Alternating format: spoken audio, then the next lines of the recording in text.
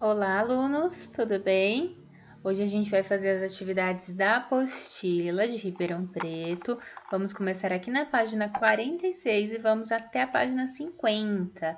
Fiquem tranquilos, são bastante páginas, mas as atividades são bem tranquilas da gente fazer, tá? Eu vou fazendo aqui junto com vocês. Primeira coisa que a gente vai fazer é ler essa daqui, Lenda Indígena, o Guaraná. Então vamos ver, ó. Numa aldeia indígena, um casal teve um filho muito bonito, bom e inteligente. Era querido por toda a tribo. Por isso, Jurupari, seu pai, começou a ter raiva dele. Até que um dia transformou-se em uma cobra, permanecendo em cima de uma árvore frutífera. Quando o menino, ainda criança, foi colher um fruto desta árvore, a cobra atirou-se sobre ele e o mordeu. Sua mãe já o encontrou sem vida. Ela e toda a tribo choraram muito.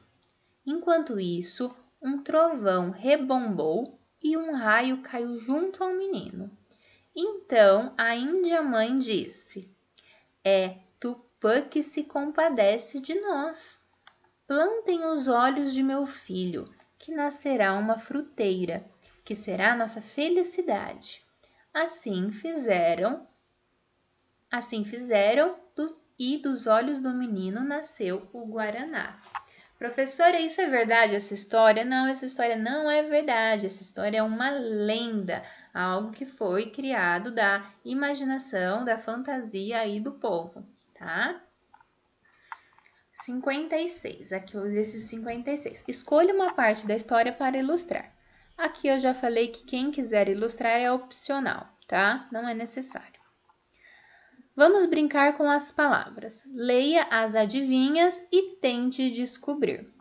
Então, aqui a gente tem as adivinhas, são 6 adivinhas, e aqui a gente já tem as 6 respostas. O que a gente tem que fazer? Ver qual resposta encaixa em cada adivinha, tá?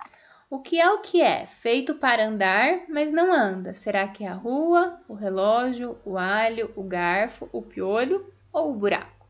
O que vocês acham? É feito para andar, mas não anda. E o que eu acho que é? É a rua. Ela é feita para a gente andar nela, mas ela mesma não anda, né? Que é o que é? Não se come, mas é bom para se comer.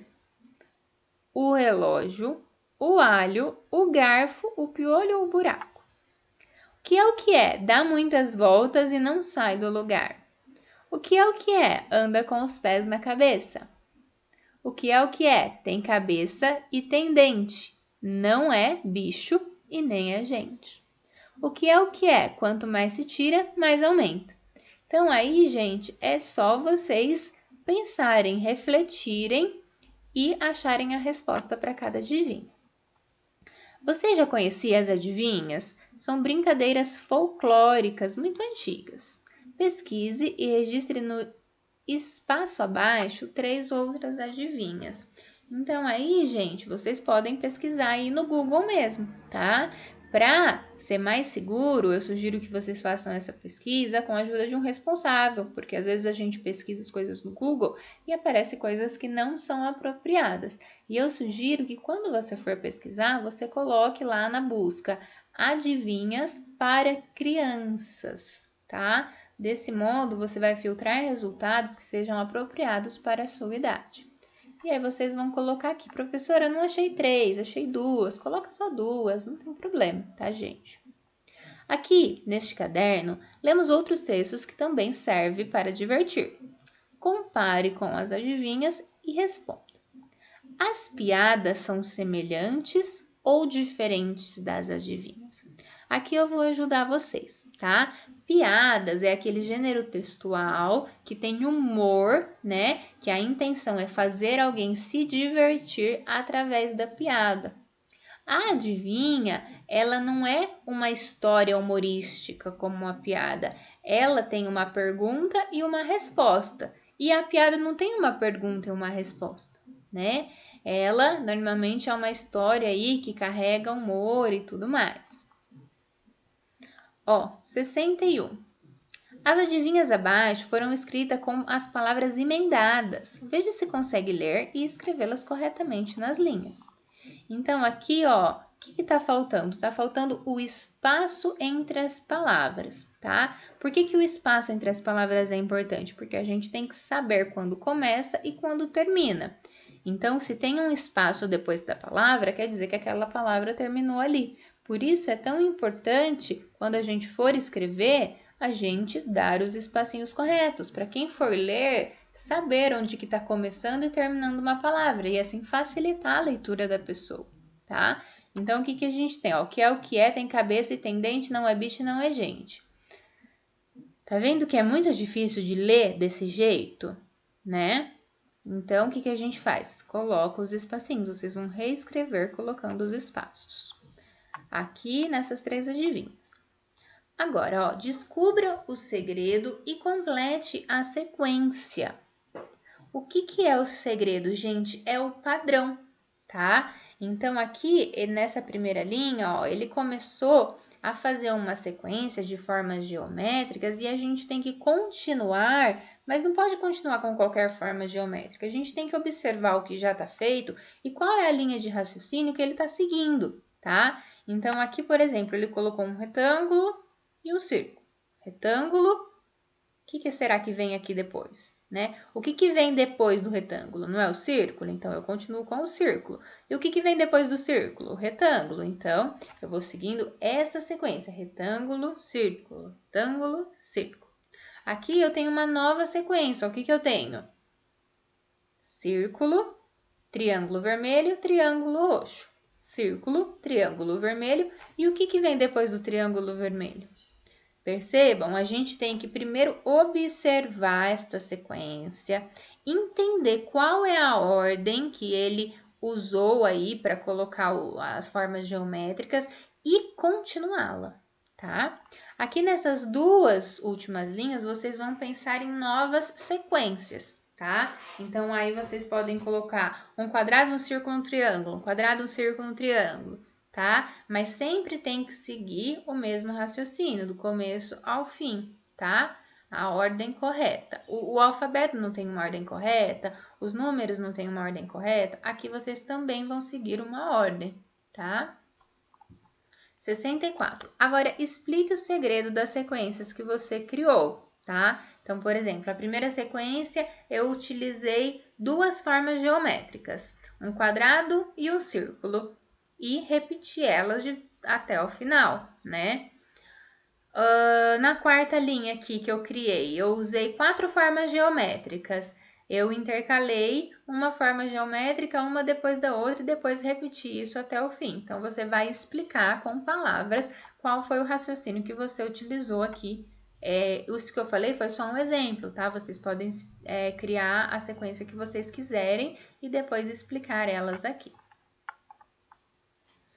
Ó, agora, o que a gente vai conhecer? A gente vai conhecer haikais, tá? Então, a gente vai entender o que são esses textos, né? O que são haikais? Vamos ler alguns aqui, ó. Haikais são pequenos poemas de apenas 3 versos. O que são 3 versos? 3 linhas, tá? De origem japonesa, que tem a intenção de divertir o leitor, tá? Então, olha aqui, ó. Aqui tem alguns haikais, ó.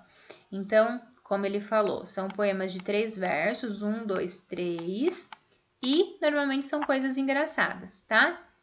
Jardim da minha amiga, todo mundo feliz, até a formiga. Tudo claro, ainda não era dia, era apenas o raio. Coisas do vento, a rede balança sem ninguém dentro. Essa vida é uma viagem, pena eu estar só de passagem. Agora, tente criar haikais, lembrando que eles devem ter 3 versos. Se vocês verem, ó, tem a rima também, ó. Amiga rima com formiga, claro com raio, vento e dentro, viagem e passagem. Então, são 3 versos em que a última palavra aqui da primeira linha rime com a última palavra da terceira linha. Certo? Para ler e pensar. Então, aqui a gente tem uma tirinha do Armandinho. Vamos ver o que fala, ó. O pai fala. Como que eu sei que é o pai que fala? Porque, ó, o balãozinho tá apontando para cima, para o pai. Então, você quer mudar o mundo sozinho. E agora é o Armandinho que fala, ó, a setinha tá apontando para ele. Não, estou sozinho. Só estamos espalhados, mas já começamos a nos reunir. Leia a tirinha do Armandinho, depois escreva sobre como se sente durante este momento em que estamos vivendo afastados. Pode se expressar por escrita ou por desenho, tá? Eu prefiro a escrita, tá? Porque nós estamos numa idade agora de exercitar a nossa escrita, ok? Então, o que está falando essa tirinha, né? O pai pergunta, então você quer mudar o mundo sozinho? Ele fala, não, mas a gente não está sozinho. A gente está espalhado, mas a gente já começou a se reunir. Isso quer dizer o quê? Que ele tem esperança de que, de uma forma coletiva, quando as pessoas começam a se reunir, as coisas podem mudar para melhor, né? Então, é uma tirinha sobre esperança, sobre mudança, né? Sobre coletividade, como que as pessoas juntas podem mudar coisas, né? Então, aqui ele está pedindo para você pensar sobre isso e escrever um texto sobre esse momento, né? Que a gente está tendo que estar afastado e criar meios de continuar se comunicando, né? Como a gente faz aqui nas aulas mesmo, né? A gente está afastado, cada um num canto, mas a gente está criando meios de continuar aprendendo, de continuar conversando, se comunicando, né? Para não deixar que o afastamento nos prejudique, ok? Então, pessoal, por hoje é só. Até amanhã. Um beijo. Tchau.